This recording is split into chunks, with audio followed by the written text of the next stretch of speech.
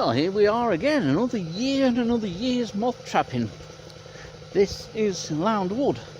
Hopefully, once the generator is warmed up sufficiently, I'll be putting the light on and augmenting this entrance to Lound Wood up.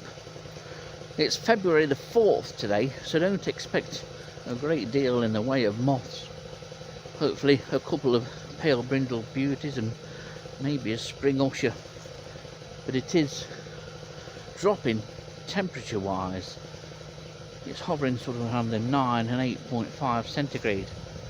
So we'll see if the generator is ready for powering the light after its winter slumber.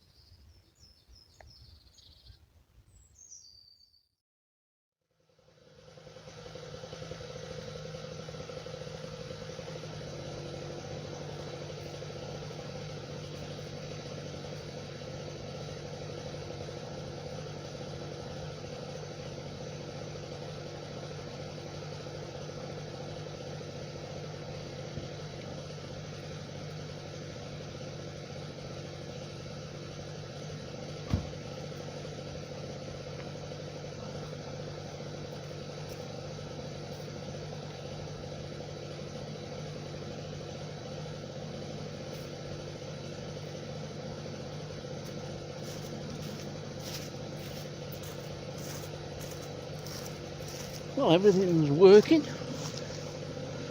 Let's just hope that a few moths turn up. This time of the year, you really need to come out into woodland to stand any chance of catching more than 1 or 2 moths. That's why I don't bother running the trap from home much during these early months of the year. I'll probably be trapping just for an hour, see how it goes, because most of the moths that are going to come in will come in within the first hour. So we'll see what happens. We may well not get a moth at all.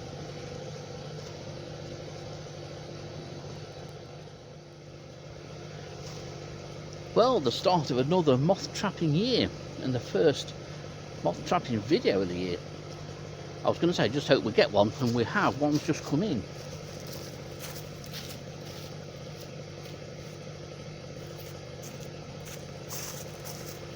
I can tell from the flight that that's a chestnut.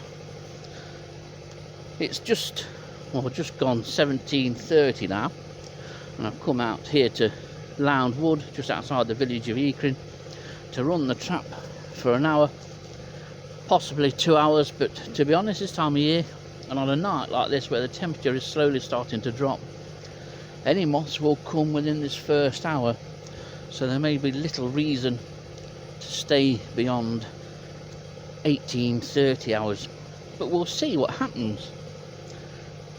Admittedly, I didn't expect the first moth to come in.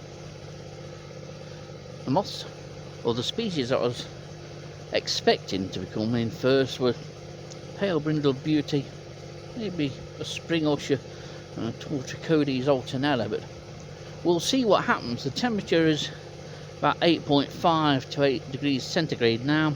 It's been hovering around the 9 and 8.5 degrees centigrade on the way here.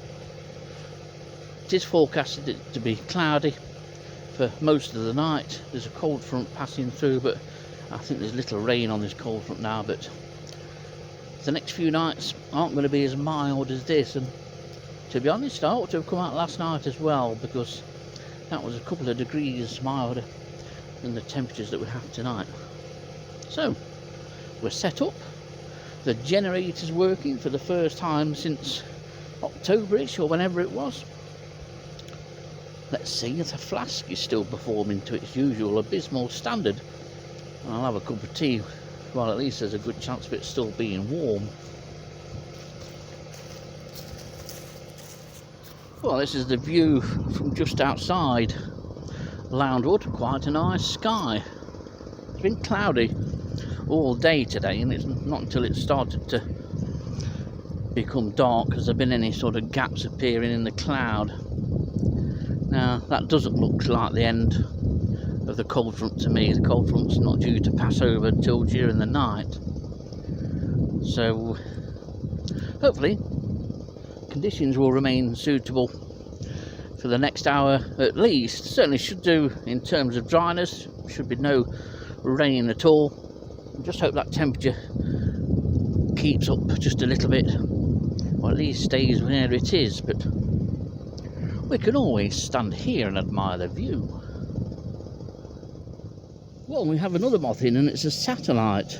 Now this is the orange form of satellite, where the dots, well, 3 dots on each wing, are a deep orange. They can vary considerably from this colour right through to a really bright white.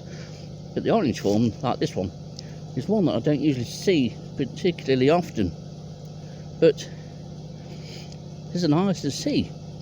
I thought we might just have a couple of chestnuts come in. I didn't expect satellite, but this is welcome. 2 species already.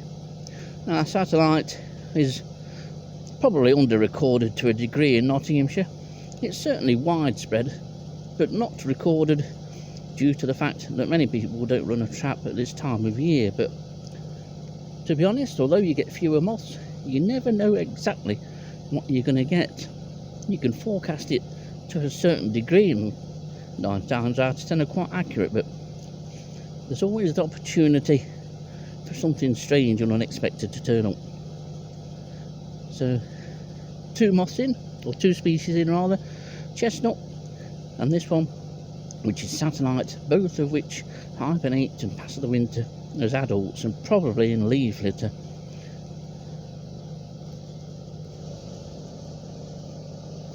And here's chestnut, one of the 2 chestnuts that's in somewhere. I don't know where the other one's gone, and the pale brindle beauty has just dropped in and been fluttering around the sheet. But chestnuts, they always have that glossy sort of sheen to the wings. Now there is dark chestnut, but you tend not to get too many dark chestnuts early in the year. They do hibernate over winter, or most of them do, but rarely will you get them in January and February and March.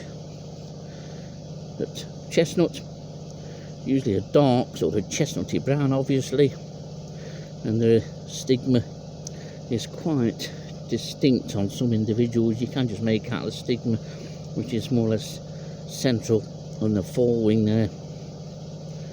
Quite a nice moth when fresh and photographed in natural light. But this is one of them species that you're going to learn. I think I've only had one of these at home. Same with satellite, to be honest. I can only remember single individuals of each. So these are more of a woodland species, and there's another chestnut that's just dropped in.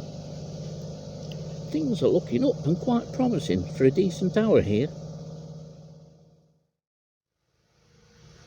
Well, sorry for the lens flares which are currently on the screen there, but you can see how that area of clear sky that we've just been looking at from the edge of Lound Wood, how that's opening up, or at least getting larger as it comes over, and that's just the line of sight as we were looking at it before. As it's getting nearer, you're looking at it from a less acute angle, but hopefully that won't grow substantially enough to allow the temperature to drop. So one reason why moth trappers always like a cloudy sky, because the cloud keeps the warm temperature in. It doesn't allow the heat to radiate upwards.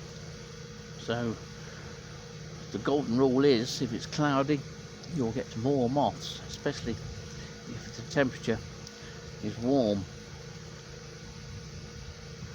So 5 moths at the moment, which is good. It'd be nice to get spring usher. I didn't expect to get 3 species, to be honest, so let's see what else turns up. There's not a great deal to show you, but you would expect that in early February, which it is. There has to be one species in of note, and that's Ipsilopha Now, it's not the most sparkling of species, it's not the brightest of individuals that's turned up, and I don't mean that it's educationally challenged, shall we say. It's just a drab individual with nothing going for it whatsoever, so you might as well look at me instead. But I put a photo in, you'll get a rough idea of what kind of moth Ipsilopha is, but it's a species that I'd forgotten about. It's another moth, obviously, that overwinters as an adult. And that, and apart from another Torticodes alternella door that's come in the last few minutes. The temperature, the last I looked when I went round that side, is just under 9 now. But there is still that nagging breeze, and that probably takes half a degree or a degree off the temperature, so it just makes it feel a little bit cooler than it is. But for early February, what do you expect? There's a slight breeze, just a slight one. Trouble is, when you trap early in the year, in February and much of March, that slight breeze can really take its toll on the temperature and certainly make it feel a lot cooler than what it actually is. I just looked at the temperature here and it's still 8 degrees centigrade. Just had Torticodes alternella, which is one of the Tortrix. It's a very common woodland moth this time of year, and one which still gets asked an identification for on many social media sites, and I think this one is my earliest. I know I've had them here before in February, but that was later. 4th of February I think is my earliest record, certainly by a week or so. So that's 4 species that we've got in so far. Still a chance of another one. Had I been trapping in the garden though, I'd probably still be waiting for my first moth. Torticodes is making a run for it. And that's one of the things to bear in mind if you do trap at home. Unless you live near a decent habitat, and this time of year you need woodland. I know I keep going on about it, but you do need to be quite near woodland, and if you can get out into woodland on a mild night, don't bother if the temperature is going to be below 8. Certainly don't trap all night if the temperature is going to be below 8, but if it's anything above, it's always worth popping out, even if it's just for an hour.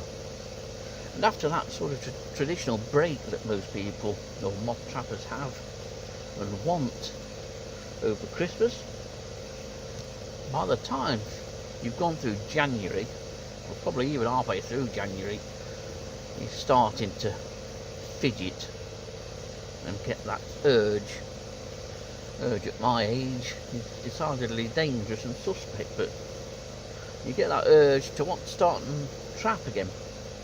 But I wouldn't bother trapping unless you can get out to some woodland. I don't think it really warrants running the trap much before the middle of March, probably, to be honest.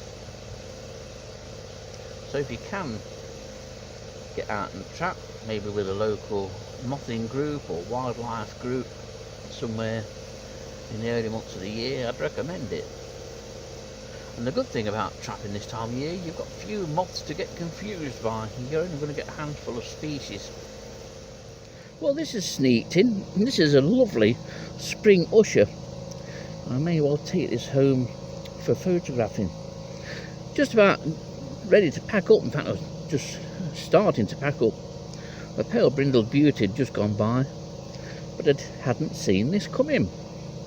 And this, it's a lovely species. This has just capped this short session off. Very variable spring usher. The females are flightless, and I'd love to see one. I tried last year to look for one climbing the trunks after dark, to no avail. Never seen the female, which maybe one day. maybe in the next few weeks. But the male is a lovely, attractive geometrid moth. Beautiful species, extremely variable. I doubt whether two spring ushers are very much the same, to be honest. So that's a nice surprise. I was hoping for one of them. Almost certainly, it's probably my earliest ever spring usher, I think. Excellent stuff. Well, as we look into the darkness there, this is the kind of environment that you'll be trapping in if you venture into woodland. It does take some doing at times to have the nerve to get out of your warm house, venture out into the darkness, into the middle of nowhere in some cases, and then set up and run a moth trap. This is just kind of surroundings that you'll get, so you need to be firm of heart, so to speak. It's no good coming out into somewhere like this if you're going to be terrified. And woodland can be terrifying to many people at night time, the fact of being out alone. But it's been well worth it. I must admit, at one time this afternoon, I thought, can I really be arsed to put everything in the car, drive out to somewhere, lug the stuff out of the car and set up and run a moth trap? I could stay at home where it's warm. So I forced myself, hence this video, and I'm glad I have. Very pleased with the number of species, and that spring usher has rounded the evening off for me.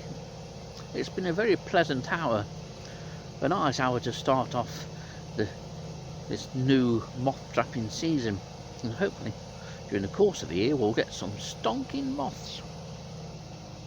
We've had one this evening, because I do love a spring usher. Very attractive moths. This time of year you might not get the species or the number of species, but some of those species can be absolutely beautifully marked. And hopefully next time we may have a temperature a couple of degrees up on what we've had this evening. It's gone down to 8 centigrade. So everything from here is upwards. More species and more moths.